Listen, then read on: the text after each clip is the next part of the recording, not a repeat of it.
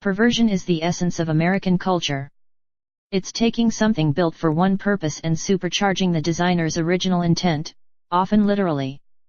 It's a 1953 Studebaker Champion that goes 249 miles per hour, or a 1975 Ford F-250 with flotation tires that crosses rivers and crushes cars.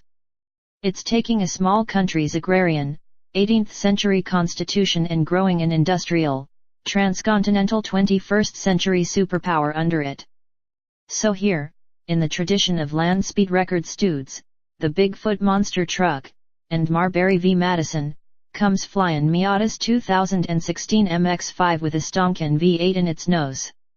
Cramming V8s into Mx-5 Miatas is now a classic American handicraft. Since way back in the early 1990s, Americans have been shoving Ford and GM small blocks into the otherwise unassuming Mazda roadsters. The problem is that iron block lumps designed to power Crown Vics and Caprices play havoc on a Miata's balance.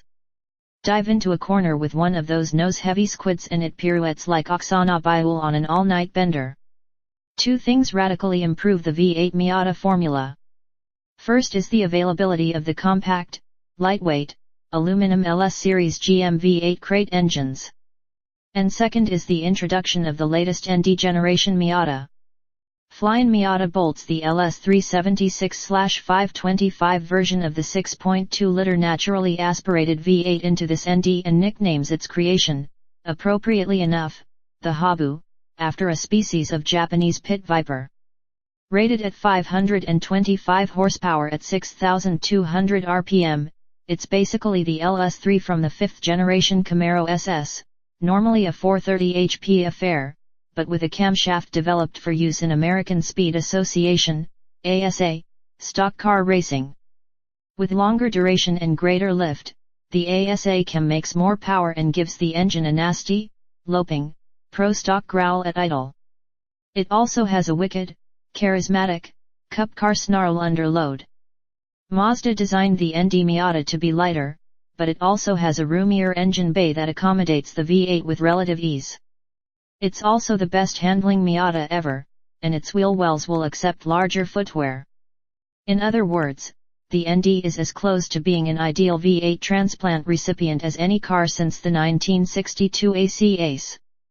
Still, the ND needs fortification to survive the V8's onslaught. So the Mazda transmission is ditched in favor of the familiar Tremec T56 6-speed manual. A new aluminum drive shaft leads to a rear differential also swiped from a 5th-generation Camaro SS up front. A hydraulic steering rack from a Camaro replaces the electrically assisted Mazda rack. Somehow, Flyin Miata snakes a true dual exhaust with twin transverse mufflers in there as well. So, basically, it's a Miata that swallowed a Camaro. At 2,696 pounds, this V8 Miata weighs 380 pounds more than the last stock 2016 Miata we tested. The stock Mx-5 puts 51.9% of its weight on the front wheels, where the Habu has 53.0%. Start the V8, and the sound is so Herculean that it nearly ripples the Miata's sheet metal as the car rocks side to side in sync with the cam lobes. It's fitted with an LS7 clutch and flywheel, but the pedal action isn't heavy and the engagement is smooth. Dipping into the throttle is as satisfying as jumping on a stomp rocket. Even with a gentle leave at 1,100 to 1,200 rpm, the engine utterly overwhelms the Miata. The entire car constricts around you, a massive crush of torque squeezing the air out of your lungs and cracking the lower vertebrae of your back.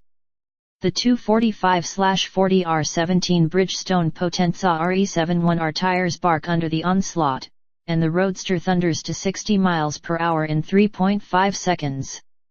Hold on a bit longer, and the quarter mile is consumed in 11.7 seconds at 123 miles per hour. Chevrolet's 2017 Corvette Grand Sport needs 3.8 seconds to reach 60 miles per hour and 12.2 to get through the quarter mile. A Corvette Z06 Coupe will run a couple tenths quicker than the Habu, but it feels like a pillow compared with the raw nerve V8 Mx-5. The Flyin V8 reaches 60 miles per hour 2.7 seconds quicker than a stock Miata and runs through the quarter mile 3.1 seconds quicker. In the 18.2 seconds it takes the stock Miata to reach 100 miles per hour, the LS-powered car is already approaching 150 miles per hour. This is lurid, indecent, and practically pornographic acceleration. Like a proper aftermarket speed pusher, Flyin Miata throws its catalog of go fast/stop fast products on this car. And with all the FM suspension bits, reinforced half shafts, and oversized brakes, the V8 car is tractable, stable, and manageable. The understeer is subdued, and the on-demand oversteer is well modulated. It can be driven just like a regular car, even if the stock stability control is disabled. This is a high power-to-weight ratio car, don't drive it like an idiot, warned FM's Keith Tanner, as if idiocy wasn't a requirement for wanting one. Flyin Miata LS V8 conversions start at $49,995 plus a Miata. The total chit for this car is $85,301, including $30,900 for the base Mazda GT. Not cheap, but if Carroll Shelby's name were on the car, it would be a bargain. Thank God for the perverts who keep America great. Here's the problem. The Miata's many computers speak Mazda and the LS376 V8's engine control computer only understands GM. The reverse lights go through 3 separate modules before they can be turned on, says Flyin Miata's Keith Tanner. And neither GM nor Mazda likes to share its computer language. So Flyin Miata adds an intermediary controller area network, CAN, computer built by Germany's MRS Electronic to translate between the GM and Mazda hardware. Most of the translation is done in the MRS CAN module, but a little bit of the GM code is modified, explains Tanner. It is, however, still a work in progress as a few warning lights remain lit on the V8 Miata's otherwise unmodified instrument panel. Notable progress exists as a result of FM's 8 years of work on the V8 Miatas. For instance, earlier Miatas used a GM throttle pedal that is included in GM's Erod crate engine conversion kit, but the ND Miata retains the Mazda pedal. We're still working on it, concludes Tanner. We want to get rid of all those warning lights. View photos. View photos.